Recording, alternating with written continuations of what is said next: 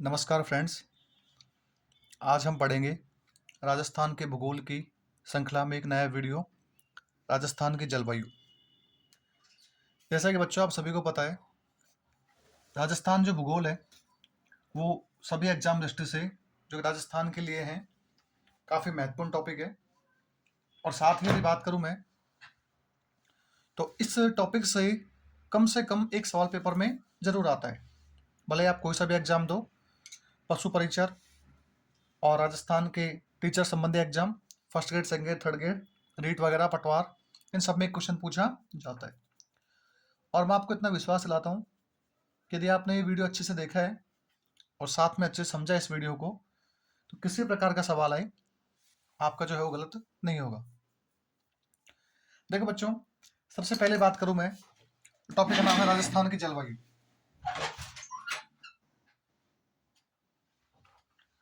बच्चों, राजस्थान की जलवायु जो है इसकी हम बात कर रहे हैं। सबसे पहले तो हमें ये समझ में आना चाहिए कि जलवायु क्या होती है। सबसे पहला जो क्वेश्चन है वो है राजस्थान की जलवायु, और जलवायु क्या होती है। देखो बच्चों, सबसे पहले एक टर्म्स आता है जलवायु, इसको इंग्लिश से बोलते हैं क्लाइमेट। क्लाइमेट क्या है समझना है। देखो देखो बच्चों, ये हमारा इस प्रकार से यदि बात करूं मैं, तो ये हमारी पृथ्वी है। ये हमारी क्या है? पृथ्वी। सुना बच्चों, ये हमारी क्या है बच्चों? पृथ्वी है। और ये जो हमारी पृथ्वी है, इस पृथ्वी के अंदर आपको पता है कि आसपास क्या पाया जाता है? वायुमंडल। तो ये जो पृथ्वी है, इस पृथ्वी के चारों ओर इस प्रकार से क्या पाया जाता है? वायुमंडल। इसको हम बोलते हैं गैसें। अब आपको पता है बच्चों, ये हमारी पृथ्वी, पृथ्वी के चारों ओर क्या है? वायुमंडल। अब मैं कह सकता हूं कि ये जो भाग है, ये कौन सा भाग है? वायुमंडल, जहां पर गैसें विद्यमान है। अब देखो बच्चों, इस वायुमंडल में दो प्रकार की घटनाएं होती है। कितने प्रकार की होती है बच्चों? दो प्रकार की। दो प्रकार कौन कौन से बच्चों? देखो, सबसे पहले एक तो इस वायुमंडल में होती है अल्पकालीन घटना। क्या होती है बच्चों? अल्पकालीन घटना। आपको सर अल्पकालीन का मतलब क्या है यहाँ पे? बच्चों, अल्पकालीन का मतलब होता है जो कुछ समय के लिए घटित होती है, कम समय के लिए। अल्प माने होता है कम, और कालीन मतलब होता है समय की बात कर रहा हूँ। ऐसी घटनाएं जो कि वायुमंडल में कुछ समय के लिए घटित होती है। हो सकता है 1 घंटा हो सकता है 20 मिनट हो सकता है 1 दिन हो सकता है 2 दिन हो सकता है 1 महीना हो, या फिर सप्ताह हो। इसका मतलब जिनकी आयु ज्यादा लंबी नहीं होती है, उसे हम बोलते हैं अल्पकालीन घटना। जैसे मैंने आपसे कहा कि जब आप सुबह अपने घर से निकलते हैं, तो उस समय हो सकता है धूप में तेजी कम हो। जैसे आप 12-1 बजे घर में जाते हैं, या जब भी घर पहुंचते हैं, तो शाम को पहुंचते हैं तो धूप नहीं होती है। दिन में आते हैं, धूप तेजी से होती है। कभी आप जाते हैं, जाने के बाद कभी वर्षा नहीं होती, कभी वर्षा आ जाती है। इसका मतलब ऐसी घटनाएं जो कम समय में घटित होती है, उन घटनाओं को बोलते हैं अल्पकालीन घटना। और बच्चों ध्यान रखना, एक वो घटनाएं होती हैं जो दीर्घकालीन होती हैं। जो क्या होती है बच्चों? दीर्घकालीन। अब आप उसे दीर्घकालीन का मतलब क्या है यहाँ पे? बच्चों, दीर्घकालीन का मतलब ये है, आप देखोगे, आप भारत के जिस भी कोने में रहते हैं, तो आप देखोगे आज से करीबन 30 से 50 साल पहले, यदि आप एक फार्मर हैं, किसान हैं, तो आपके खेतों में हो सकता है उपजाऊ हो, उस समय पानी हो खेतों में। आज पानी हो सकता है नहीं हो। ये हो सकता है 30 साल पहले खेतों में पानी हो, आज खेतों में पानी नहीं हो। या उल्टा बोलूँ मैं, जो है पहले खेतों में पानी नहीं हो, आज पानी हो सकता है पहले आपके यहाँ पर जो है क्लाइमेट कुछ अलग हो, पहले तापमान कम होता हो, अब तापमान ज़्यादा बढ़ गया हो। इसका मतलब ऐसी घटनाएं जो हमें दिखाई तो देती हैं, लेकिन वो कब घटित होती है उनके बारे में हमें प्रॉपर तरीके से कोई जानकारी प्राप्त नहीं है। उनका समय नहीं पता है, 1 साल में घटी, 2 साल में घटी, 3 साल में घटी। जैसे आप देखोगे अपने क्षेत्रों में लगातार भूमि क्या हो रही है? बंजर। और जैसे वो बंजर हो रही है, तो आप ये थोड़ी कहोगे कल भूमि बंजर नहीं थी, आज भूमि बंजर हो गई। नहीं, ये घटनाएं क्या होती हैं, इनमें काफ़ी समय लगता है, लगभग 30 से 50 साल लगते हैं इनको चेंज होने में। तो बच्चों ध्यान रखना, ऐसी घटनाएं इस वायुमंडल में जो कि अल्पकालीन समय के लिए होती हैं, बच्चों इन घटनाओं को बोलते हैं मौसम। क्या बोलते हैं बच्चों? मौसम। ध्यान रखना, पहली बात जो मैं आपको समझाने की कोशिश कर रहा हूँ, ऐसी घटनाएं वायुमंडल में जो कि अल्पकालीन होती हैं, उन्हें हम क्या बोलते हैं बच्चों? मौसम। ध्यान रखना। एक आती है बच्चों दीर्घकालीन। ऐसी घटनाएं वायुमंडल में जो कि लगभग 30 से 50 साल के अंतराल में होती है। 30 से 50 साल के अंतराल में, ये कह सकते हैं 30 से 50 साल लगते हैं, उन घटनाओं को बोलते हैं बच्चों जलवायु। क्या बोलते हैं? जलवायु। इसका मतलब आपको एक बात समझ में आ चुकी है कि सर मौसम अल्पकालीन होता है, जलवायु दीर्घकालीन होती है, और उसका समय कितना होता है? लगभग हम कह सकते हैं 30 से 50 साल। तो यदि मैं आपको जलवायु की परिभाषा लिखाना चाहूँ तो बच्चों आप पेपर के अंदर आराम से नोट्स बनाते रहें और लिखोगे जलवायु, क्योंकि सबसे पहले हमें टॉपिक के बारे में समझदारी होनी चाहिए। अब बच्चों जलवायु क्या है? देखो, तभी मैंने आपसे कहा कि ऐसी घटनाएं जो कि वायुमंडल में दीर्घकालीन समय के दौरान घटित होती है। अब ऐसा नहीं है जलवायु कि आप अपने खेत की निकालोगे। जलवायु निकालने के लिए आपको एक बड़े क्षेत्र की नॉलेज होना बहुत जरूरी है। अब बड़ा क्षेत्र, कितना बड़ा क्षेत्र? जिसका एरिया काफी हो। तो मैं कह सकता हूं कि किसी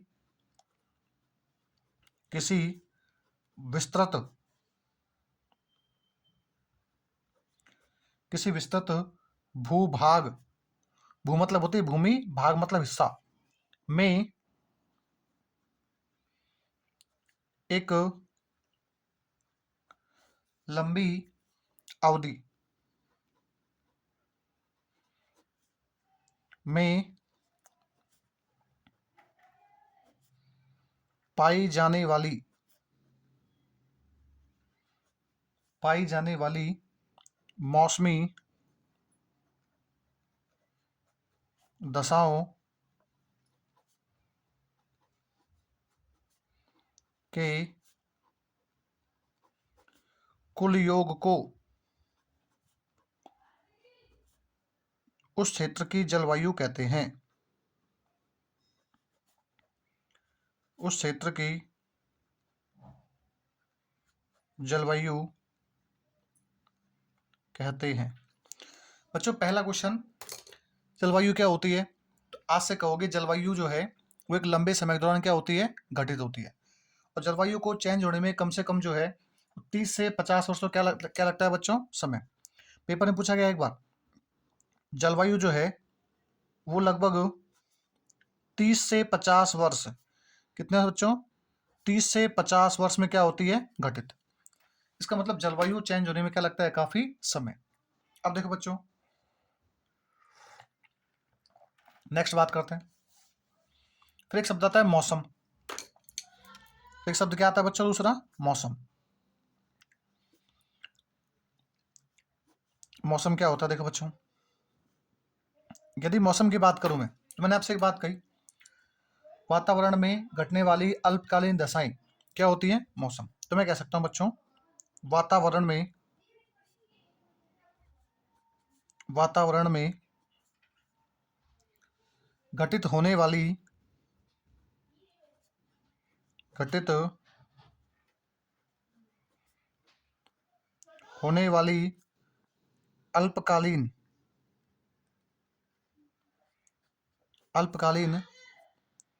घटनाओं को मौसम कहते हैं। मौसम कहते हैं।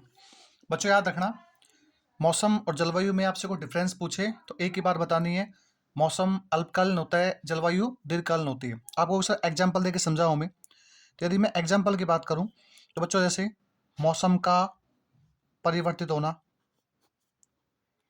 मौसम का परिवर्तन, जैसे सुबह धूप, शाम को धूप नहीं है, दिन में जो है बादल थे, शाम को वर्षा हो चुकी है। इसका मतलब ये क्या होती चीजें? हम कह सकते हैं कम समय के अंदर चेंज होती है। और ध्यान रखना, मौसम 1 घंटे के अंदर बदल सकता है, मौसम 20 मिनट में बदल सकता है, मौसम जो है वो लगातार 2 से 3 सप्ताह में बदल सकता है। जैसे आप देखते हो ऋतुएं, ऋतुएं की बात करते हैं, एक होती है ग्रीष्म ऋतु, एक होती है वर्षा ऋतु, एक होती है शीत ऋतु। शीत को अपन 2 भागों में बांटते हैं, शरद और शीत। तो वैसे ही बच्चों मौसम जो है अल्पकालीन है, जलवायु क्या है? दीर्घकालीन है। उम्मीद है यहाँ तक कोई दिक्कत नहीं होगी। अब देखो बच्चों, कुछ फैक्चुअल क्वेश्चन है जो आपको ध्यान रखना है। ये जो मौसम है इसको बोलते हैं क्लाइमेट, ये क्या बोलते हैं? मानसून। ये जो मौसम है बच्चों, ये मौसम अपने सामान्यतः अपनी भाषा शब्द नहीं है। मौसम एक अरबी भाषा का मौसम एक अरबी भाषा का शब्द है। कौन सी भाषा का है? मौसम एक अरबी भाषा का शब्द है। और ध्यान रखना, आपसे पूछे मौसम की उत्पत्ति किससे होती है तो क्या बोलोगे? अरबी भाषा के शब्द। और शब्द कौन सा है? मौसम। क्या है? मौसम। MAUSIM, मौसम। ध्यान रखना, मौसम अरबी भाषा के शब्द किससे बना है? मौसम से। ये सवाल पेपर में काफी बार पूछा गया है कि मौसम या मानसून, या तो मौसम बोलेगा या मानसून बोलेगा। मौसम या मानसून किस भाषा का शब्द है तो क्या बोलोगे बच्चों? अरबी भाषा का शब्द है। और ध्यान रखना, ये मानसून जो है, इस मानसून के बारे में सबसे पहले जो अरबी यात्री हैं उनका नाम है अल मसूदी। क्या नाम है? अल मसूदी। उनके द्वारा व्याख्या की गई थी। तो मैं लिख सकता हूं यहाँ पे, मानसून के बारे में सर्वप्रथम जानकारी अरबी यात्री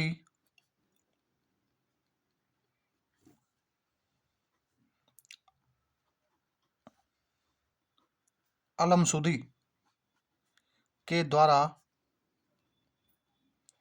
दी गई। बच्चों ये बात आपको विशेष तौर पे ध्यान में रखनी है। अब हम बात करते हैं बच्चों, और क्या क्वेश्चन हो सकते हैं यहाँ से। और देखो बच्चों, यदि हम बात करें कि सर मौसम के बारे में हमें पता लग जाता है, तो ये मौसम को डिपार्टमेंट भी है क्या? जैसे आप देखते हो रेडियो वगैरह पे, टीवी वगैरह पे न्यूज आती है कि हो सकता है कल बारिश हो जाए, हो सकता है परसों बारिश हो जाए। तो हमें कौन बताता है ये? तो ध्यान रखना बच्चों, भारत में सबसे पहले जो मौसम संबंधी सेवा है वो प्रारंभ की 1875 में। ध्यान रखना, तो एक फैक्ट है जो आपको ध्यान रखना है, भारत में मौसम संबंधी, भारत में मौसम संबंधी सेवा का प्रारंभ 1875 ईस्वी में किया गया। 1875 ईस्वी में किया गया। देखो बच्चों, हो सकता है ऐसे क्वेश्चन फैक्ट में ना पूछे, लेकिन फिर भी आपको ध्यान रखना है, कभी पूछ ले तो आपको जानकारी होनी चाहिए।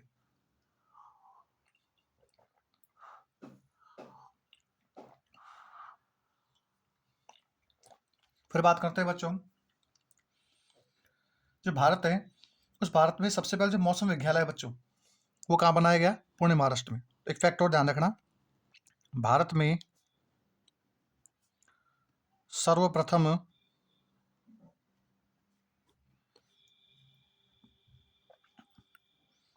मौसम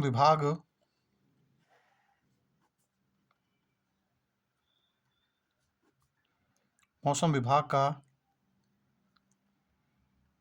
मुख्यालय पुणे, पुणे कहाँ पड़ता है बच्चों? महाराष्ट्र। ध्यान रखना, आपसे पूछे भारत में सबसे पहले मौसम विभाग का मुख्यालय कहाँ बना तो क्या बोलोगे? पुणे के अंदर। और पुणे कहाँ पड़ता है बच्चों? महाराष्ट्र में। ध्यान रखना, ये बात विशेष तौर पे आपको ये बात ध्यान में रखनी है। अब देखो बच्चों, यदि हम बात करते हैं, हमको पढ़ना है राजस्थान की जलवायु, तो राजस्थान के अंदर भी ऐसा कोई डिपार्टमेंट है क्या? तो ध्यान रखना बच्चों, राजस्थान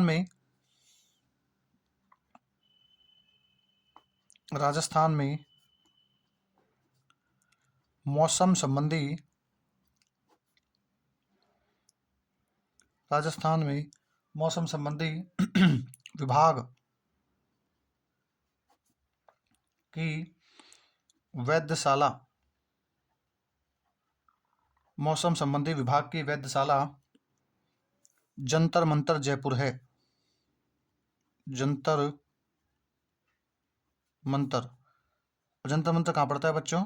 जयपुर में। ध्यान रखना ये बात, फैक्चुअल क्वेश्चन है, विशेष तौर पे आपको याद होना चाहिए। आपसे पूछेंगे राजस्थान में मौसम संबंधी वेधशाला कहाँ पे है तो क्या बोलोगे? जंतर मंतर। और जंतर मंतर कहाँ पड़ता है बच्चों? जयपुर में। अब बच्चों, अब आपको ये समझना है कि राजस्थान जो है उसकी जलवायु कैसी है। तो मैं आपको एक फैक्ट समझाता हूँ जो आपको विशेष तौर पे ध्यान रखना है। आपसे यदि कोई पूछे कि राजस्थान की जलवायु कैसी है यदि मैं आपसे पूछूं राजस्थान की जलवायु, ध्यान रखना बच्चों, राजस्थान की जलवायु है उपोष्ण। कैसी है? उपोष्ण। ध्यान रखना बच्चों, कैसी है? उपोष्ण। साथ ही आपको ये भी ध्यान रखना है, आपसे कोई पूछे भारत की जलवायु कैसी है, भारत की जलवायु, बच्चों यदि आपसे पूछे भारत जलवायु तो ध्यान रखना उष्ण कटिबंधीय है। कैसी है बच्चों? उष्ण कटिबंधीय। आप कहोगे सर क्या है ये, हमें समझाओ एक बार, उष्ण कटिबंधीय कैसे है और उपोष्ण कैसे है। तो बच्चों ध्यान रखना, सिंपल फैक्ट आपको याद रखना है, राजस्थान जलवायु कैसी है? उपोष्ण। भारत कैसी है? उष्ण कटिबंधीय। अब मैं आपको विस्तार से समझाता हूँ। देखो बच्चों, पेपर में डायरेक्ट पूछेगा राजस्थान की जलवायु कैसी है, तो क्या बोलोगे? उपोष्ण। भारत कैसी है? उष्ण कटिबंधीय। फिर भी आपको ये बात समझ में आनी चाहिए कि आखिर उपोष्ण कैसे है और उष्ण कटिबंधीय कैसे है। और देखो बच्चों, यहाँ अपन आराम से देखते हैं, एक एक चीज आपको समझ में आएगी, बस इतनी सी बात है, आप जो है आराम से इस वीडियो को देखते रहें। बच्चों ये हमारी पृथ्वी है, ये हमारी क्या है बच्चों? पृथ्वी है। पृथ्वी का मतलब क्या है? ग्लोब। अब देखो बच्चों, आपको पता है इस पृथ्वी पर दो प्रकार की रेखाएं होती हैं जिसको हम ग्लोब कहते हैं, पृथ्वी का एक नमूना। बच्चों एक होती है अक्षांश रेखा, एक होती है देशांतर रेखा। बच्चों अक्षांश क्या होता है? वे रेखाएं जो कि पूर्व से पश्चिम या पश्चिम से पूर्व की ओर खींची जाती हैं, उन्हें क्या बोलते हैं? अक्षांश। और जो रेखाएं उत्तर से दक्षिण या दक्षिण से उत्तर की ओर खींची जाती है, उन्हें क्या बोलते हैं बच्चों? देशांतर रेखाएं। अब सुनना आराम से, देखो बच्चों, आपको बताएं इस प्रकार से हमारा जो ये विश्व है, जो ग्लोब है, इस ग्लोब पे बिल्कुल मध्य से, बिल्कुल मध्य से एक रेखा हमने खींची। क्या खींची? एक रेखा। और इस रेखा को बोलते हैं भूमध्य रेखा। क्या बोलते हैं बच्चों? भूमध्य रेखा। क्या बोलते हैं बच्चों? भूमध्य रेखा। बच्चों भूमध्य क्या बोलते हैं? क्योंकि ये भूमि को मध्य से काट रही है, इस कारण क्या बोलते हैं? भूमध्य रेखा। बच्चों इसी को बोलते हैं विषुवत रेखा। क्या बोलते हैं? विषुवत रेखा। क्या बोलते हैं बच्चों? विषुवत रेखा। इसी को बोलते हैं बच्चों इंग्लिश में इक्वेटर। क्या बोलते हैं? इक्वेटर। अब ध्यान रखना बच्चों, हमने इस ग्लोब को पढ़ने के लिए इसको मान लिया 0 डिग्री। कितना मान लिया? 0 डिग्री। भाई ये मानते हैं हम कि इस को 0 मान लेते हैं, इससे उत्तर में हम रेखा खींचेंगे, दक्षिण में क्या खींचेंगे? रेखा। इसको आधार मानते हुए हमने इस पृथ्वी पर क्या खींच दी? मध्य से एक 0 डिग्री, जिसे हम बोलते हैं भूमध्य रेखा। और ध्यान रखना ये क्या? एक अक्षांश है, क्योंकि मैंने कहा अक्षांश रेखाएं ग्लोब पर पूर्व से पश्चिम या पश्चिम से पूर्व की ओर खींची जाती है। अब देखो बच्चों, इसके बाद में यदि हम बात करें तो इस 0 डिग्री से उत्तर में, ये वाला उत्तर में है, ये क्या है? दक्षिण में। अब वैसे तो रेखाएं बहुत सारी हैं, लेकिन मैं आपको समझाना चाह रहा हूँ जलवायु के बारे में, वो विशेष तौर पे आपको ध्यान में रखना है। अब इस प्रकार से यहाँ एक रेखा गुजरती है।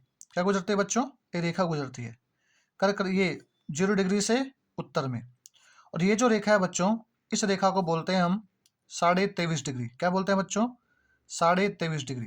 तो मैं यहाँ लिख देता हूँ, ये जो रेखा है इस रेखा को बोलते हैं हम 23.5 डिग्री। ध्यान रखना चाहिए, डिग्री का साइन है। और इसे हम बोलते हैं कर्क रेखा। क्या बोलते हैं बच्चों? कर्क रेखा। अब देखो बच्चों, जैसे मैंने इस 0 डिग्री के उत्तर में एक रेखा खींची 23.5 डिग्री, वैसे ही मुझे कहाँ खींचनी है एक रेखा? दक्षिण में, क्योंकि दोनों बराबर हैं। अब दक्षिण में यहाँ एक रेखा गुजरती है बच्चों, और इस रेखा को बोलते हैं 23.5 डिग्री। क्या बोलते हैं बच्चों? 23.5 डिग्री। अब आपको सर उत्तर भी 23.5 है, नीचे भी 23.5 है। बच्चों ध्यान रखना, ये 23.5 डिग्री नॉर्थ है। नॉर्थ मतलब होता है उत्तर, क्योंकि उत्तरी गोलार्ध है, ये क्या है? दक्षिणी गोलार्ध है। तो मैं यहाँ 23.5 डिग्री क्या लिखूंगा? ये जो रेखा है वो है 23.5 डिग्री, और इसे बोलते हैं मकर रेखा। क्या बोलते हैं बच्चों? मकर रेखा। ध्यान रखना बच्चों। अब मैंने आपको ये समझाने की कोशिश की है कि हमारा ग्लोब है, इस ग्लोब पर मध्य से रेखा गुजरती है, इसे बोलते हैं 0 डिग्री, भूमध्य रेखा, इक्वेटर। ये रेखा है ग्लोब के ऊपर 23.5 डिग्री, इसे बोलते हैं हम कर्क रेखा। क्या बोलते हैं बच्चों? कर्क रेखा। ये जो रेखा है 23.5 डिग्री दक्षिण में, इसे क्या बोलते हैं? मकर रेखा। अब देखो बच्चों, इस 23.5 के उत्तर में इस प्रकार से यहाँ एक रेखा है, उस रेखा को बोलते हैं हम 66.5 डिग्री। क्या बोलते हैं बच्चों? 66.5 डिग्री। ये जो रेखा है बच्चों, ये रेखा है 66.5 डिग्री। कौन से बच्चों? 66.5 डिग्री। तो इस रेखा को बोलते हैं बच्चों आर्कटिक रेखा। क्या बोलते हैं बच्चों? आर्कटिक रेखा। ठीक है बच्चों, क्योंकि ये आर्कटिक महासागर का निर्धारण करती है, इस कारण से बोलते हैं आर्कटिक रेखा। अब जैसे बच्चों मैंने 66.5 डिग्री नॉर्थ में खींची, वैसे कहाँ खींचूंगा मैं? साउथ में। तो बच्चों ये जो रेखा है ये भी कौन सी हो जाएगी? 66.5 डिग्री। तो ये क्या हो जाएगी बच्चों? दक्षिण में। ये हो गई 66.5 डिग्री। अब इसका नाम क्या होगा? अंटार्कटिका। अंटार्कटिका रेखा, क्योंकि अंटार्कटिक महाद्वीप का जो है निर्धारण करती है। अब सुनना बच्चों, देखो मैं क्या समझाना चाह रहा हूं आपको। ये हमारा ग्लोब है। यदि आप इस कंसेप्ट को समझ जाते हो, जलवायु टॉपिक में आपको कभी कोई दिक्कत नहीं होगी। इस कारण बार बार मैं आपको इस पर रिपीट करवा रहा हूँ ताकि आपको ये चीज़ समझ में आ जाए। ये हमारा ग्लोब है। इस ग्लोब को मध्य से बांटने के लिए मैंने रेखा खींची, उसे क्या बोलते हैं? 23.5 डिग्री। इसे क्या बोलते हैं? 0 डिग्री। इसे हिंदी में क्या बोलते हैं अपन? भूमध्य रेखा या विषुवत रेखा। इसके उत्तर में हमने एक रेखा खींची 23.5 डिग्री। नाम क्या है उसका? कर्क रेखा। जैसे उत्तर में खींची वैसे कहाँ खींचेंगे? दक्षिण में। क्या नाम है? 23.5 डिग्री। नाम क्या है इसका? मकर रेखा। फिर इस 23.5 के उत्तर में कौन सी खींची अपन ने? 66.5 डिग्री। नाम क्या है इसका? आर्कटिक रेखा। और नीचे कौन सी होगी? अंटार्कटिक रेखा। और फिर चल चलते यहाँ जो है ये आ जाता है हमारा कौन सा? उत्तरी ध्रुव। और ये आ जाता है हमारा दक्षिणी ध्रुव। अब देखो बच्चों, आपको पता है कि ये जो भूमध्य रेखा वाला क्षेत्र है, ये जो क्षेत्र भूमध्य रेखा वाला, यहाँ पर सूर्य है वर्ष भर चमकता है। क्या होता है बच्चों? सूर्य यहाँ पर जो है वर्ष भर चमकता है। जैसे ही सूर्य वर्ष भर चमकता है तो आपको पता है तापमान ज्यादा होगा। जब सूर्य वर्ष भर चमकेगा क्षेत्र में तापमान क्या होगा? ज्यादा। और जब तापमान ज्यादा होगा बच्चों तो वर्षा भी ज्यादा होगी, सीधी सी बात है। क्योंकि आपको पता है जहां तापमान ज्यादा होता है पवनों को अपनी ओर आकर्षित करते हैं। तो देखो बच्चों, ये जो क्षेत्र है कौन सा? भूमध्य रेखा से लेके कर्क रेखा और नीचे मकर रेखा। इस वाले क्षेत्र को जो है मैं अधिक ताप के कारण, इस वाले क्षेत्र का नाम है उष्ण। क्या नाम बच्चों? उष्ण। इस वाले क्षेत्र को बोलते हैं मैं उष्ण कटिबंध। क्या बोलता हूं बच्चों? उष्ण कटिबंध। क्या बोलता हूं बच्चों? उष्ण कटिबंध। अब बच्चों सुना आराम से। आप कहोगे सर उष्ण मानी समझ में आता है गर्मी, कटिबंध क्यों लिखा आपने? कटिबंध का मतलब होता है बच्चों दो अक्षांश रेखाओं के बीच का क्षेत्र। इसका मतलब मैं ये कह सकता हूं कि ये वाला जो क्षेत्र है कौन सा? कर्क रेखा से लेके और मकर रेखा के ये जो क्षेत्र है, मैं इसको प्लस से इंडिकेट कर देता हूं। इस क्षेत्र को हम बोलते हैं ज्योग्राफी के अंदर उष्ण कटिबंध। उष्ण का मतलब होता है गर्म, कटिबंध माने होता है क्षेत्र। ऐसा क्षेत्र जो क्या है? थोड़ा गर्म है बाकी क्षेत्रों की तुलना में। इसका मतलब यहाँ पर क्या होता है? सूर्य लंबवत चमकता है। और जब सूर्य लंबवत चमकता है तो सीधी सी बात है क्षेत्र गर्म होगा। इसका मतलब इस क्षेत्र को क्या बोलते हैं ज्योग्राफी में? उष्ण कटिबंध। अब देखो बच्चों, इस रेखा के उत्तर, इस रेखा के ऊपर ये जो भाग है, इस भाग को बोलते हैं हम शीतोष्ण। क्या बोलते हैं बच्चों? शीतोष्ण। इस भाग को हम बोलते हैं बच्चों शीतोष्ण। क्या बोलते हैं बच्चों? शीतोष्ण। अब मुझे एक बात बताओ, ये ऊपर वाला है वही सेम नीचे वाला होगा, क्योंकि दोनों भागों में बांटा अपन ने, तो ये भी क्या हो जाएगा बच्चों? शीतोष्ण। ये भी क्या हो जाएगा बच्चों? शीतोष्ण। अब शीतोष्ण को आप ब्रेक करो, शीत प्लस उष्ण। शीत माने क्या होता है? ठंडा। उष्ण माने क्या होता है? गर्म। मतलब ऐसा क्षेत्र जो थोड़ा ठंडा भी है और थोड़ा गर्म भी है, इस कारण इसे क्या बोलते हैं? शीतोष्ण।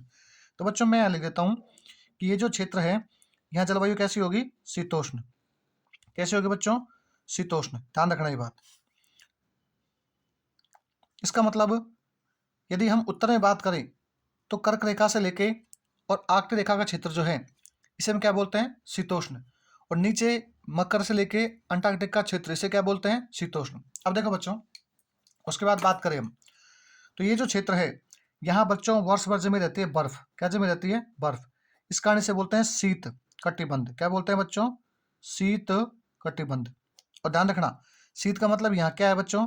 ध्यान रखना यहाँ पर हमेशा क्या जमी होती है? बर्फ। क्योंकि आपको पता है हमारी जो पृथ्वी है ये अंडाकार शेप में है और सूर्य का प्रकाश इस कर्क रेखा से लेके और मकर रेखा के बीच तक ही चमकता है ज्यादा। क्योंकि पृथ्वी का शेप इस प्रकार से है कि सूर्य का प्रकाश जो है उत्तर की ओर कम जाता है, तिरछा जाता है किरणें। इसका ध्यान रखना बच्चों।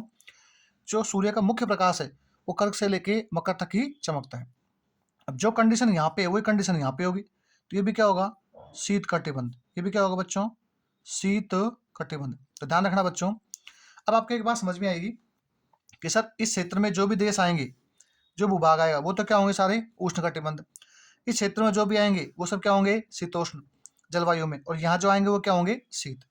अब बच्चों देखो, यदि मैं हमारे भारत की बात करूं तो आपको पता है बच्चों, इस प्रकार से रेखा गुजरती है 0 डिग्री। क्या गुजरती है बच्चों, 0 डिग्री। क्या गुजरती है बच्चों, 0 डिग्री। और ये जो रेखा है, अब आप इसको देखो इस प्रकार से, ये जो भाग किया मैंने, ये वाला भाग, ये वाला मैंने कौन सा कर दिया, भाग। ये जो भाग किया मैंने बच्चों यहां से यहां तक, और ये जो एक भाग किया मैंने, अब आपको पता है ये हमारा गोला 4 भागों में बट गया। कितने भागों में बट गया, 4 भागों में। देखो, एक तो ये वाला, एक ये वाला, एक ये वाला और एक ये वाला। अब आपको पता है हमारा जो भारत है, राजस्थान जो है वो यहाँ पर है। यहाँ पर का मतलब किस प्रकार से भारत बच्चों, तो मैं यदि भारत को बनाना चाहूँ तो भारत यहाँ इस प्रकार से है। देखो आप एक बार, ये हमारा भारत हो गया। अब आपको पता है जो भारत है बच्चों, ये कर्क रेखा से आधा नीचे है, आधा ऊपर है। और इसी भारत के अंदर यहाँ पर क्या है, एक राज्य है राजस्थान। कौन सा है बच्चों, राजस्थान। आपको मैं जूम कर देता हूँ, वीडियो में अच्छे से दिखाई देगा बच्चों। थोड़ा कोशिश करना, आपको जो है प्रॉपर तरीके से दिखाई देगा। अब आप एक बात सोचोगे सर, आप जलवायु बता रहे हो हमें और जलवायु का निर्धारण कर रहे हो, तो कैसे निर्धारण करेंगे। तो देखो बच्चों, सुनो आराम से। यदि मैं बात करूं बच्चों, तो देखो ये हमारा भारत है। अब आपको पता है इस क्षेत्र का मतलब क्या होगा, भारत जो है वो इसके और इसके बीच में आ रहा है। इसका मतलब भारत के नीचे की जलवायु कैसी होगी, उष्ण, और ऊपर कैसी होगी, शीतोष्ण। लेकिन आपको एक बात पता है कि शीतोष्ण में राजस्थान आता है, और राजस्थान जैसे आता है, तो मैंने आपको जब राजस्थान ज्योग्राफी पढ़ाई थी तो वहाँ एक बात लिखवाई। देखो आराम से, मैं मैप बना, राजस्थान मैप बना देता हूँ बच्चों। एक एक चीज़ को कंसेप्ट समझना है आपको। कोई भी चीज़ समझ में नहीं आए आराम से आप पूछ सकते हो। ये हमारा राजस्थान है। मैंने कहा था यहाँ से क्या गुजरती है, कर्क रेखा। क्या गुजरती है बच्चों, कर्क रेखा। और इसे क्या बोलते हैं, 23.5 डिग्री। और देखो बच्चों, ये जो कर्क रेखा है वो ये रही। इसका मतलब मैं कह सकता हूँ कि अब इस रेखा से नीचे वाला जो भाग होगा, कर्क से नीचे वाला, वहां जलवायु कैसी होगी, उष्ण कटिबंधीय। इसका मतलब मैं कह देता हूं कि ये जो भाग है, ये वाला भाग नीचे का, यहाँ जलवायु कैसी होगी, उष्ण कटिबंधीय। कैसी होगी बच्चों, उष्ण कटिबंधीय। और इसके ऊपर जो भाग होगा, ये वाला भाग जो किस में आ रहा है, शीतोष्ण में, तो यहाँ जलवायु कैसी होगी, शीतोष्ण। कैसी होगी बच्चों, शीतोष्ण। अब आप कहोगे सर आपने तो यहाँ उपोष्ण लिख दिया, ना तो शीतोष्ण लिखा ना उष्ण कटिबंधीय लिखा। अब देखो बच्चों मामला क्या है, ये जो शीतोष्ण कटिबंध होता है, इस शीतोष्ण के ही 2 भाग होते हैं। कितने भाग होते हैं बच्चों, 2। एक तो होता है उपोष्ण। क्या होता है बच्चों, उपोष्ण। और एक होता है शीतोष्ण। एक क्या होता है बच्चों, शीतोष्ण। आराम सुनना, शीतोष्ण के 2 भाग हैं। एक तो होता है उपोष्ण, एक होता है शीतोष्ण। उपोष्ण का मतलब होता है बच्चों ऐसा क्षेत्र जहां पर वो आ तो शीतोष्ण में रहा है, लेकिन वहां के क्लाइमेट के अलावा जो और फैक्टर हैं, जैसे वनस्पति है, वर्षा है, वहां पर मृदा है, वो सब शीतोष्ण के फॉर्मेट को अच्छे से फॉलो नहीं करते हैं। मतलब इस भाग से यहाँ अधिक तापमान पाया जाता है, किस भाग से, शीतोष्ण भाग से। तो उसे हम शीतोष्ण कटिबंध के अंदर जो है अलग से एक नाम देते हैं, और नाम कौन सा है, उपोष्ण। जैसे याद करो, आप पढ़ते हो शीत ऋतु, और शीत ऋतु में जैसे ही नवंबर के आसपास का समय होता है, अक्टूबर नवंबर के आसपास का समय, उस समय सर्दी कम होती है। तो उस समय हम क्या करते हैं, सामान चद्दर से जो है काम चला लेते हैं। लेकिन जैसे ही जनवरी आती है तो सर्दी का रियल में एहसास होता है सर्दी क्या होती है। तो वैसे बच्चों, शीतोष्ण से थोड़ा तापमान कम होता है, इस कारण शीतोष्ण को हम 2 भागों में बांटते हैं, एक तो उपोष्ण और एक शीतोष्ण। तो बच्चों राजस्थान की जो दशाएं हैं वो कैसी है, उपोष्ण। इस कारण मैंने यहाँ लिखा राजस्थान जलवायु कैसी है बच्चों, उपोष्ण। अब आपको एक बात समझ में आ गई होगी कि राजस्थान जो है उसकी जलवायु कैसी है बच्चों, उपोष्ण। और पता है भारत का अधिकांश भाग किसमें आता है बच्चों, उष्ण कटिबंधीय में। इस कारण क्या लिखते हैं अपन, भारत की जलवायु कैसी है बच्चों, उष्ण कटिबंधीय। तो आई होप, मैं आशा करता हूँ कि आपको ये बात समझ में आ चुकी होगी कि राजस्थान की जो जलवायु है वो कैसी है, तो क्या बोलोगे, उपोष्ण। कैसी है बच्चों, उपोष्ण। और भारतीय पूछे तो क्या बोलोगे, उष्णकटिबंधीय। अब देखो बच्चों, ये सिंपल सिंपल से फैक्ट थे जो आपको ध्यान में रखने हैं। अब हम बात करते हैं कि जो हमारा टॉपिक है, टॉपिक कौन सा है, जलवायु। अब सबसे पहले मैं यहाँ हेडिंग डालता हूँ बच्चों, जलवायु को प्रभावित करने वाले कारक। सबसे पहला फैक्ट, जलवायु को प्रभावित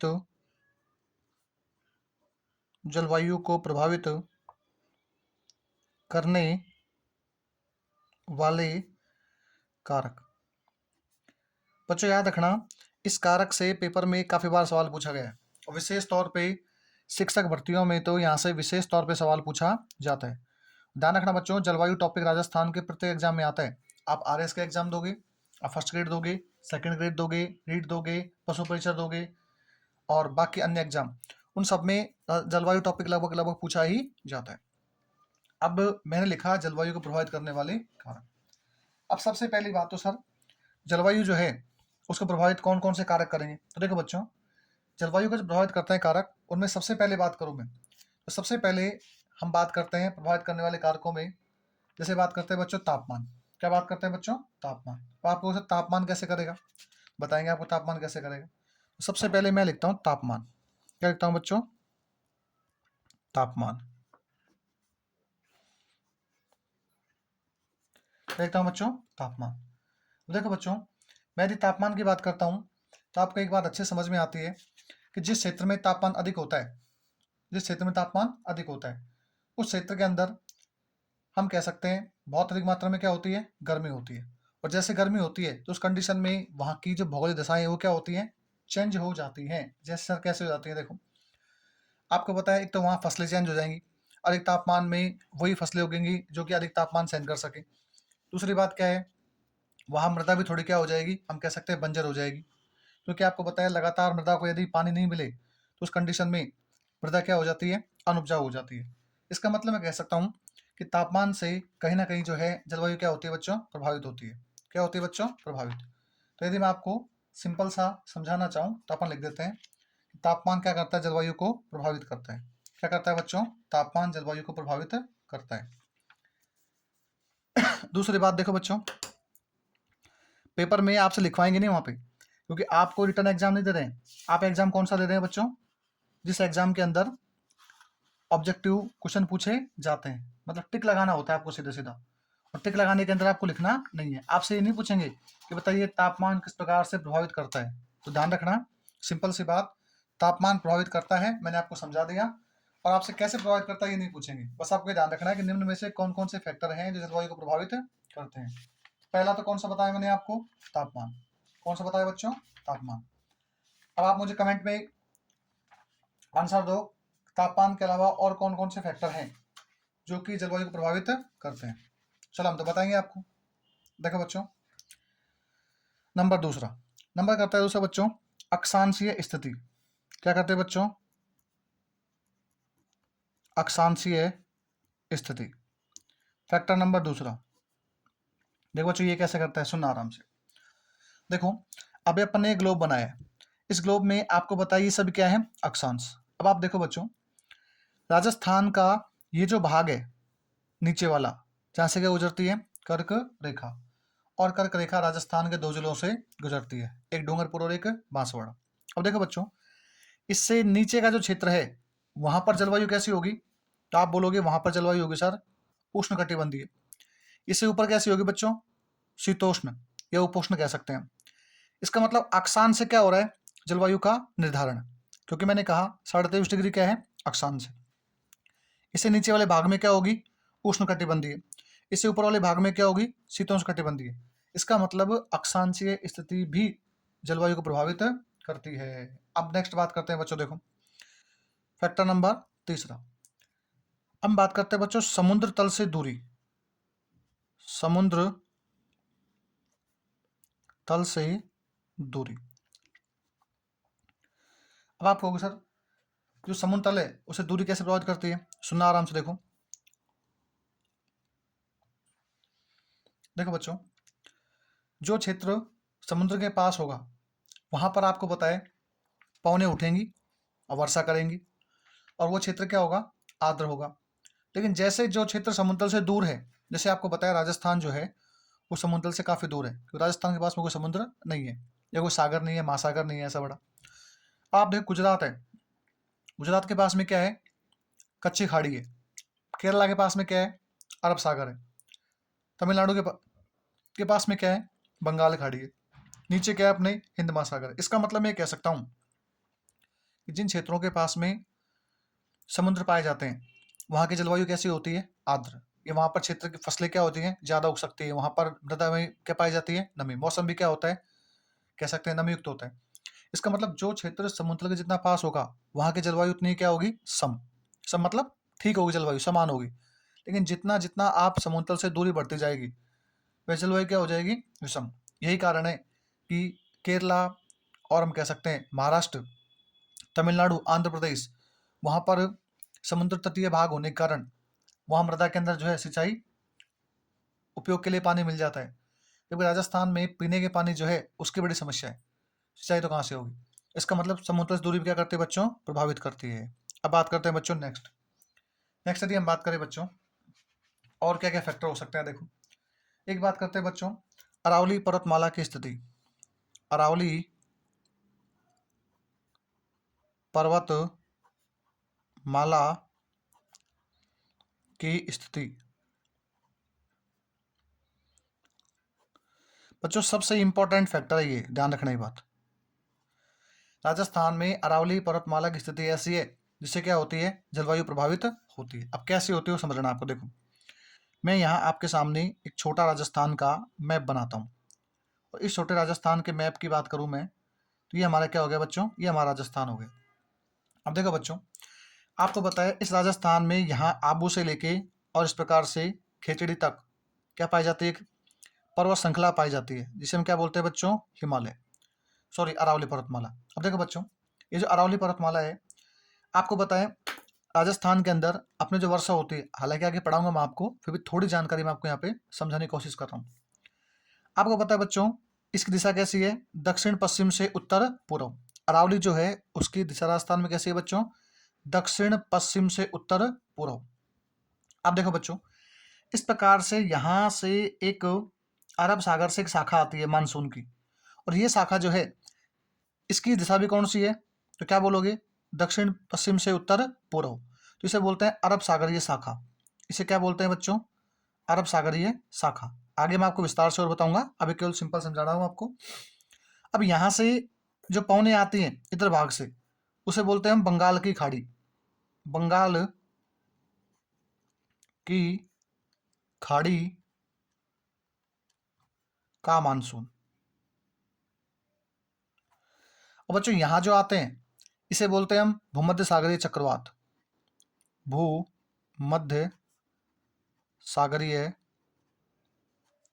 चक्रवात। अब एक बात समझा आप आराम से। देखो बच्चों, ये अरावली पर्वतमाला की जो स्थिति है वो क्या करते हैं बच्चों, हमारे राजस्थान के अंदर पास में क्या है, अरब सागर। बंगाल खाड़ी क्या है, काफी दूर है। मैं लगभग कह सकता हूँ राजस्थान से अरब सागर जो है वो तो पास है, बंगाल खाड़ी क्या है, दूर है। अब पहले कौन सी शाखाएं आती हैं मानसून की, अरब सागरीय शाखा। और जैसे अरब सागरीय शाखा आती है तो आपको बताएं कि राजस्थान में जैसे प्रवेश करती है, तो प्रवेश करने की इसकी दिशा जो है वो भी क्या है, दक्षिण पश्चिम से उत्तर पूर्व। अरावली भी क्या है, दक्षिण पश्चिम से उत्तर पूर्व। इसका मतलब इस शाखा को कोई बैरिकेड नहीं मिलता, कोई अवरोध नहीं मिलता, को रोकने का कोई माध्यम नहीं मिलता। इस कारण अरब सागरीय मानसून की शाखा जो कि राजस्थान के पास अरब सागर से उठती है, इसमें नमी की मात्रा ज़्यादा होती है। उसके बावजूद भी ये अरावली पर्वतमाला से नहीं टकराने के कारण ये आगे निकल जाती है, और आगे निकलने के बाद में ये हिमाचल प्रदेश के धर्मशाला नामक स्थान पर जाकर जो है दोनों शाखाएं मिलती है, और वहाँ क्या होती है, भारी वर्षा, जिसे हम बोलते हैं मानसून का प्रस्फोटन, मानसून का फटना, बादलों का फटना। अब देखो बच्चों, इसके लिए तो क्या हो गई, अरब सागर की शाखा के लिए तो अरावली जो है वो बिल्कुल समानांतर है, इसका अरब सागर की शाखा जो है उससे राजस्थान वर्षा नहीं के बराबर होती है।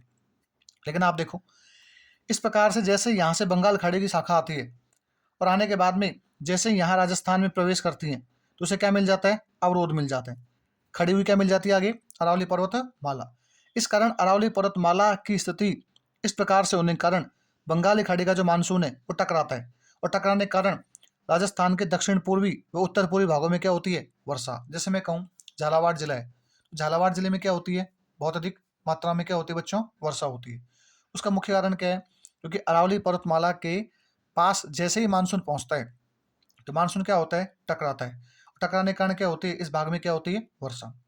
सुनो बच्चों, देखो, इस अरावली से अरब सागरीय शाखा से कोई वर्षा नहीं होती। उसका एक कारण ध्यान रखना, अरब सागरीय मानसूनी शाखा की दिशा जो है वो दक्षिण पश्चिम से उत्तर पूर्व की ओर है, और वही सेम दिशा अरावली की है, दक्षिण पश्चिम से उत्तर पूर्व। दोनों की दिशा एक ही होने के कारण अरब सागरीय मानसून शाखा को कोई अवरोध नहीं मिलता। जैसे अवरोध नहीं मिलता है, तो उस कंडीशन में ये अरब सागरीय मानसून शाखा बिना राजस्थान में रुके, बिना टकराए आगे निकल जाती है, और निकलने के बाद में ये अन्य भागों में क्या करती है? वर्षा। लेकिन इसी दिशा कारण बंगाली खाड़ी का जो मानसून है ये टकराता है, और टकराने के कारण क्या होती है? वर्षा। अब देखो बच्चों, इधर से आते हैं भूमध्य सागरीय चक्रवात। अब जैसे चक्रवात आते हैं तो आपको पता है ये वाला हिस्सा कौन सा है? तो ये हम जो पढ़ के आए हैं जस्ट अभी पीछे, ये है उत्तर पश्चिम मरुस्थलीय प्रदेश। अब आपको पता है जैसे मरुस्थल में प्रवेश मानसून चक्रवात प्रवेश करते हैं, आगे क्या मिलती है? इसे अरावली। और ये मानसून चक्रवात जो है राजस्थान के उत्तर पश्चिमी भागों में क्या करते हैं? वर्षा। इसका मतलब अरावली पर्वतमाला की जो स्थिति है वो क्या करती है? जलवायु को, मानसून को प्रभावित करती है। उम्मीद आपके पास समझ में आ गई होगी। फिर हम नेक्स्ट बात करते हैं बच्चों, नंबर 5। देखो बच्चों, आपको मैं जितना समझा रहा हूँ उतना आपको ध्यान रखना है, साथ ही जो चीज़ मैं इंपॉर्टेंट लगा रहा हूँ वो आपको विशेष तौर पर ध्यान रखनी है। ये क्वेश्चन वेरी इंपॉर्टेंट है, आगे पीछे में लिखवा चुका हूँ आपको, आगे और लिखवाएंगे। आपसे पूछेंगे राजस्थान में वर्षा नहीं होने का मुख्य कारण क्या है? तो क्या बोलोगे? अरब सागरीय मानसून की शाखा जो कि अरावली के समानांतर दक्षिण पश्चिम से उत्तर पूर्व की ओर विस्तारित है, इस कारण अरब सागरीय मानसून शाखा को कोई अवरोध नहीं मिलने के कारण यह राजस्थान में बिना वर्षा करे हुए आगे निकल जाती है। अब बच्चों नेक्स्ट बात करते हैं। देखो नेक्स्ट क्या क्या कारक हो सकते हैं। नेक्स्ट बच्चों, धरातलीय स्थिति। कैसे बच्चों? धरातलीय स्थिति। धरातलीय स्थिति इसका मतलब क्या है? देखो बच्चों, धरातलीय स्थिति का मतलब ये होता है बच्चों, क्षेत्रों का उच्चावच। अब उच्चावच क्या होता है सर? देखो बच्चों, जो क्षेत्र धरातल जितना ऊंचा होगा वहां तापमान कम होगा। क्या होगा बच्चों? तापमान कम होगा। जो क्षेत्र समुद्र तल से नीचा होगा वह तापमान क्या होगा? ज्यादा होगा। कैसे होगा सर? देखो, आपने एक सिंपल थ्योरी पढ़ी होगी कि यदि हम धरातल से, ये कह सकते हैं समुद्र तल से यदि ऊपर जाते हैं, तो ऊपर जाने पर सामान्यतः यदि हम धरातल से ऊपर जाते हैं 32 मीटर, तो 1 डिग्री सेल्सियस तापमान क्या हो जाता है बच्चों? कम हो जाता है। दोबारा सुना बच्चों, ये हमारा धरातल है, पृथ्वी है। इस पृथ्वी पर मान लो ये हमने कोई रेखा मान ली जिसको हम बोलते हैं औसत माध्य समुद्र तल, जो कि चेन्नई से मापा जाता है। अब यदि हम धरातल से ऊपर जाएंगे, ऊपर मतलब पहाड़ी क्षेत्रों में, तो वहां आपको पता है वायुदाब कम होता है। वायुदाब कम होता है, तापमान भी क्या होगा? सीधी सी बात है। देखो बच्चा, आपने समझ सुना होगा T प्रोपोर्शनल टू 1/P। यदि तापमान बढ़ेगा तो वायुदाब क्या होगा? घटेगा। यदि वायुदाब बढ़ेगा तापमान क्या होगा? घटेगा। इसका मतलब जैसे जैसे हम बात करते हैं, तो धरातल से ऊपर जाते हैं 32 मीटर, कितने मीटर? 32 मीटर, तो 1 डिग्री सेल्सियस तापमान क्या हो जाता है बच्चों? कम। क्या हो जाता है? कम। अब आप देखोगे जो हिमालय भाग है, हिमालय भाग लगभग 8,848.86 मीटर ऊंचा है। अब सोचो 32 मीटर जाने पर 1 डिग्री सेल्सियस तापमान कम हो जाता है, तो इतने ऊंचाई भाग पर क्या होगा? तापमान भी कम हो जाएगा। और तापमान कम होगा और सीधी सी बात है क्या जमेगी? बर्फ। इस कारण पहाड़ी क्षेत्रों में क्या पाई जाती है? बर्फ।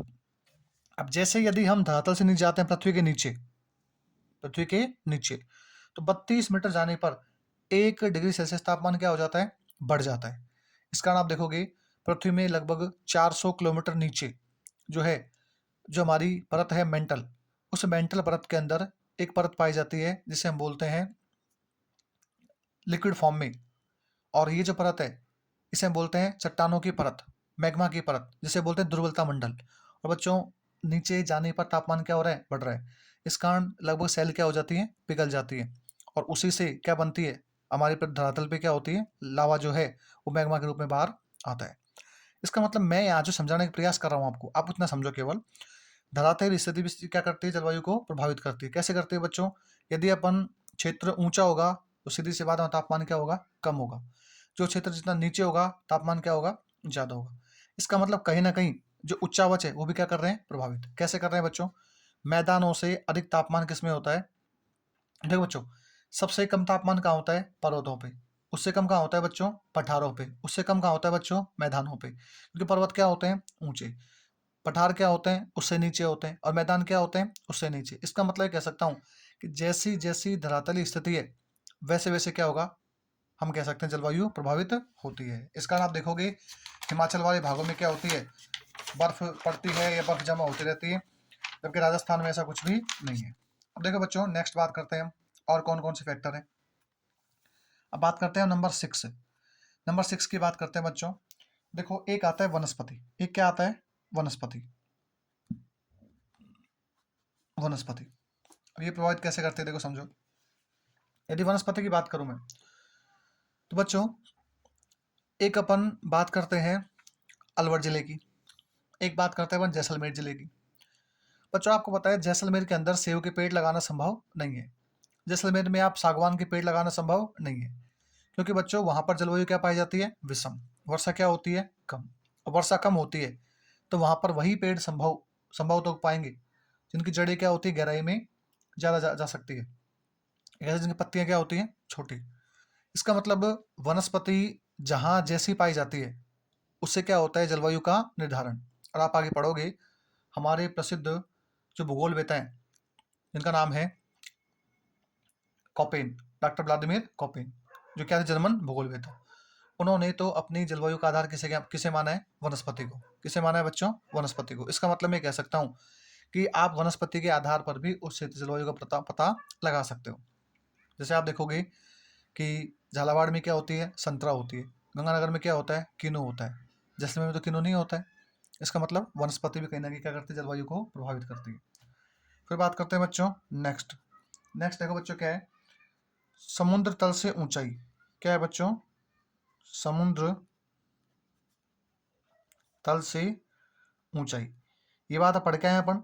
जो क्षेत्र समुद्र जितना ऊंचा होगा, वहां तापमान क्या होगा? कम। जो जितना नीचे होगा, वहां तापमान क्या होगा? अधिक। नेक्स्ट बात करते हैं बच्चों नंबर 8। नेक्स्ट बात करते हैं बच्चों मृदा। मृदा या हम कह सकते हैं मिट्टी। मृदा या क्या बात करते हैं बच्चों? मिट्टी। इसका मतलब मिट्टी भी क्या करती है? जलवायु को प्रभावित करती है। कैसे करती है बच्चों? तो आप समझ सकते हो कि यदि हमें बाजरा लगाना है संभवतः, तो उसके लिए हमें मृदा जो है वो कैसे होनी चाहिए? हम कह सकते हैं मोटी मृदा होनी चाहिए। यदि हमें सागवान लगाना है तो उसके लिए हमें लाल लोह मृदा की आवश्यकता है। जैसे हमें कपास लगानी है तो मृदा कैसे होनी चाहिए? काली। इसका मतलब कहीं ना कहीं मृदा भी क्या करती है? जलवायु को प्रभावित करती है। तो ये कुछ फैक्टर थे जो कि आपको ध्यान में रखने हैं, जो क्या करते हैं? जलवायु को प्रभावित। यदि और भी कोई फैक्टर है तो आप मुझे कमेंट में आंसर दे सकते हो। अब देखो बच्चों, उसके बाद हम बात करते हैं कि सर अभी तक जो आपने समझाया वो हमें समझ में आ चुका है। एक बार हम थोड़ा सा रिवीजन करते हैं, उसके बाद में इस वीडियो को आगे जारी करेंगे। नेक्स्ट का जो पार्ट 2 आएगा, वो इतना कह सकता हूँ बच्चों, मैं मेरी ओर से संभव प्रयास करूंगा आपको समझाने की। फिर भी आपको यदि कोई त्रुटि लगती है वीडियो में तो आप कमेंट में पिन कर सकते हो। हालांकि ऐसी कोई त्रुटि होगी नहीं वीडियो में। मैं इतना कह सकता हूँ, यदि अच्छे से कंसेप्ट से पढ़ोगे और समझोगे तो आपको कोई दिक्कत नहीं होगी। तो आज अपन ने जितना पढ़ा है उसको रिवीजन करते हैं। इसका नेक्स्ट पार्ट अब मैं आपको आगे लेकर आऊँगा। लोग क्या करते हैं? कॉपेन, थार्नोवेट, टिवार्थो जलवायु विकर्ण से घबराते हैं। मैं इतना कह रहा हूँ, मेरे साथ बने रहो आराम से। वीडियो को लाइक करो, कमेंट करो और शेयर करो। मैं आपको सभी सब्जेक्ट में जी के संबंधित कभी कोई प्रॉब्लम आने दूंगा नहीं। और मैं कोशिश कर रहा हूँ लगातार कि अपने चैनल पे राजस्थान जीके की और क्लासें लाई जाएं, ताकि पशु परिषद के जो बच्चे हैं जिनका एग्जाम है अभी फिलहाल, सेकंड ग्रेड फर्स्ट ग्रेड के जो बच्चे हैं, उनको जो है राहत मिल सके। अब देखो बच्चों, अपन ने आज जो पढ़ा है उसको रिवीजन करते हैं, और रिवीजन करने पर हमें ये बात समझ में आ जाएगी। देखो बच्चों, सबसे पहले हम बात करते हैं, मैंने बताया आपको टॉपिक का नाम क्या है? राजस्थान की जलवायु। यदि मैं जलवायु की बात करता हूँ तो क्या होता है बच्चों? देखो, ये हमारी पृथ्वी है। इस पृथ्वी के चारों ओर क्या पाया जाता है? वायुमंडल। अब इस वायुमंडल में दो प्रकार क्या होती है? घटनाएं। एक तो बच्चों अल्पकालीन, एक क्या होती है? दीर्घकालीन। अल्पकालीन क्या होती है? जो कि कम समय के लिए क्या होती है? घटित। दीर्घकालीन क्या होती है बच्चों? जो कि अधिक समय के लिए क्या होती है? घटित। बच्चों, अल्पकालीन घटनाएं क्या कहलाती हैं? मौसम। दीर्घकालीन क्या कहलाती हैं? जलवायु। तो मैंने लिख दिया, किसी विस्तृत भूभाग में एक लंबी समय अवधि में अवधि कितनी है? 30 से 50 वर्ष में पाई जाने वाली सभी मौसमी दशाओं के कुल योग को क्या कहते हैं बच्चों? जलवायु। अब आता है मौसम। बच्चों मौसम क्या होता है? अल्पकालीन घटनाएं। जैसे एग्जाम्पल समझाया मैंने आपको, सुबह तापमान तेज था, शाम को तापमान क्या हो गया? कम। अभी रात हो रही है, सुबह क्या हो जाएगा? सूर्योदय हो जाएगा। अब देखो बच्चों, मौसम जो है वो अरबी भाषा का शब्द है। ये सवाल आपको ध्यान रखना है, मौसम किस भाषा का शब्द है? तो क्या बोलोगे? अरबी। इंपॉर्टेंट सवाल आ चुका है। और इसका मतलब क्या होता है? ये अरबी भाषा के शब्द मौसम से बना है। किससे बना है बच्चों? मौसम से। और मानसून के बारे में सबसे पहले यदि जानकारी किसी ने दी तो उस व्यक्ति का नाम था अल मसूदी। क्या नाम था बच्चों? अल मसूदी। अब बच्चों बात करते हैं, भारत में सबसे पहले यदि मौसम संबंधी सेवा की बात करें तो बच्चों ये स्टार्ट हुई 1875 में। कब स्टार्ट हुई बच्चों? 1875 में। और भारत में मौसम संबंधित जो विभाग है वो सबसे पहले कहाँ बनाया? पुणे, महाराष्ट्र में। तो वर्तमान में विभाग कौन सा है? शिमला। ध्यान रखना, मैं ले लेता हूँ बच्चों, वर्तमान विभाग, वर्तमान मौसम विभाग,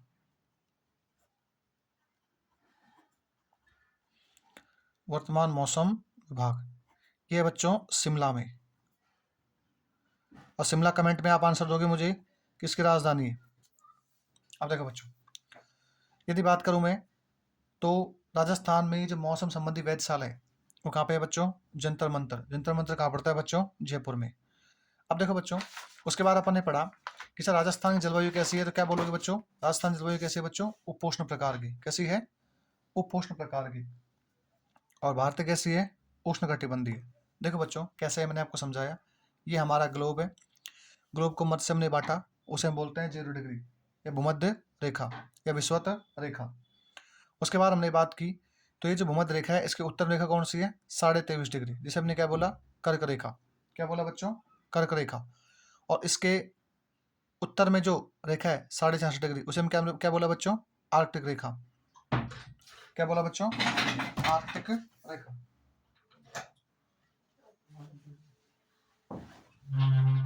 क्या बोला बच्चों?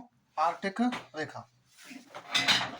अब यदि हम नेक्स्ट बात करते हैं तो देखो बच्चों, आपको एक बात पता होगा कि ये जो भूमध्य रेखा है, मैं 3-4 फैक्ट लिख देता हूँ जो आपको ध्यान रखना है। ये जो भूमध्य रेखा है, इस भूमध्य रेखा पर सूर्य क्या चमकता है? वर्ष भर चमकता है। और इस जगह पर दिन और रात की अवधि क्या होती है? समान। और ध्यान रखना बच्चों, इस क्षेत्र में 21 मार्च, मैं लेता हूँ 21 मार्च और 23 सितंबर, 21 मार्च और 23 सितंबर को सूर्य बिल्कुल क्या चमकता है? लंबवत। ध्यान रखना बच्चों, देखो समझो। सबसे पहले 21 मार्च को यहाँ सूर्य क्या होता है? लंबवत चमकता है, बिल्कुल सीधा एकदम। चमकता तो पूरे वर्ष भर ही है लेकिन बिल्कुल सीधा। अब 21 मार्च के बाद में क्या होता है बच्चों? पृथ्वी की परिक्रमण गति की वजह से सूर्य स्थिर है, पृथ्वी की ओर लगातार चक्कर लगा रही है। अब मार्च के लगातार चलते चलते मार्च का महीना कौन सा आता है? अप्रैल। फिर कौन सा आता है? मई। फिर कौन सा आता है? जून। और 3 महीने के बाद हमारी पृथ्वी घूमकर जो सूर्य की स्थिति है वो पहुंच जाती है कहाँ पे? कर्क रेखा पे। कहाँ पहुंच जाती है बच्चों? कर्क रेखा पे। और हमारा यदि हम बात करूं तो 21 जून को जो सूर्य है वो कहाँ पहुंचता है बच्चों? कर्क रेखा पे। कहाँ पहुंच जाता है? कर्क रेखा पे। इसका ध्यान रखना, कर्क रेखा पर 21 जून का दिन सूर्य लंबवत चमकता है। इसका तापमान क्या होता है? ज्यादा। इसका ध्यान रखना बच्चों। यहाँ सिंपल से फैक्टर आपको ध्यान रखना है, मैं लिख देता हूँ 21 जून, 21 जून भारत का ये कह सकते हैं उत्तरी गोलार्ध का। बच्चों देखो ये गोलार्ध कौन सा है? यहाँ से ऊपर का उत्तरी, नीचे वाला कौन सा है? दक्षिणी। या तो भारत का या उत्तरी गोलार्ध का सबसे लंबा दिन है। क्या है बच्चों? सबसे लंबा दिन है। अब बच्चों दिन यदि लंबा है तो रात क्या होगी? छोटी। तो ध्यान रखना, भारत की सबसे लंबा जो दिन है वो कौन सा है? 21 जून। तो छोटा दिन कौन सा होगा? बच्चों ध्यान रखना, कमेंट में आप आंसर दोगे। दिन लंबा है तो रात क्या होगी? छोटी। आपसे पूछे भारत का सबसे गर्म दिन कौन सा है? 21 जून। सबसे लंबा दिन कौन सा है? 21 जून। सूर्य लंबवत कब चमकता है? 21 जून। अब देखो बच्चों, 21 जून के बाद मैंने आपसे कहा कि पृथ्वी की शेप अंडाकार होने के कारण इससे ऊपर जो है सूर्य का प्रकाश नहीं जा पाता है। अब दोबारा क्या होता है बच्चों? पृथ्वी गति चलती रहेगी लगातार। अब ये क्या होगी? दिशाएं चेंज होंगी। अब जून के बाद में जुलाई, फिर अगस्त और फिर सितंबर। फिर आते आते दोबारा पहले सूर्य यहाँ था, फिर ऊपर चला, फिर दोबारा नीचे आएगा। और नीचे आते आते 23 सितंबर क्या हो जाएगा? दोबारा इस भूमध्य रेखा पे क्या चमकेगा? लंबवत। अब चूंकि सूर्य जो है उत्तरायण जा चुका है, अब क्या आएगा? दक्षिणायन। और आते आते सितंबर के बाद में अक्टूबर, फिर नवंबर और फिर दिसंबर।